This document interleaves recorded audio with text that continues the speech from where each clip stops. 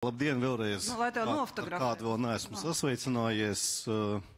Vispirms gribu pateikt lielu paldies visiem, kas atrada laiku gan šeit klātienē, gan arī tie, kas ir tiešsaistē. Visiem runātājiem, paneļdiskusijas dalībniekiem neatteica. Organizatoriem īpaši paldies Renātei un kompānijai, kas šo visu paveica un izdarīja, un ideja, kas mums bija radusies, realizēja.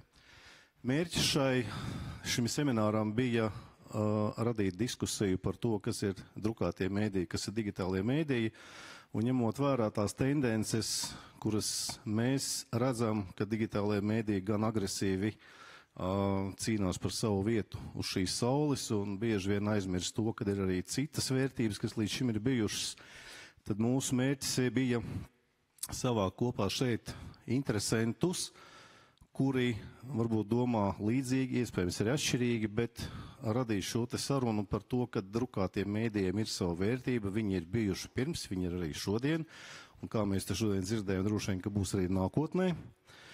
Un droši, kad pēc šīs semināra pilnīgi noteikti mēs šo klubiņu gribētu turpināt, un mums noteikti vēl ir padomā vairākas domas, idejas, kā mēs to varētu darīt, ko mēs vēl varētu uzaicināt.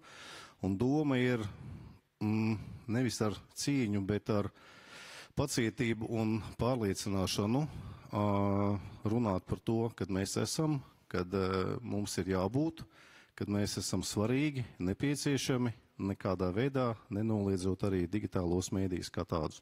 Tā kā vēlreiz visiem paldies un lai mums izdevusies pēcpusdiena.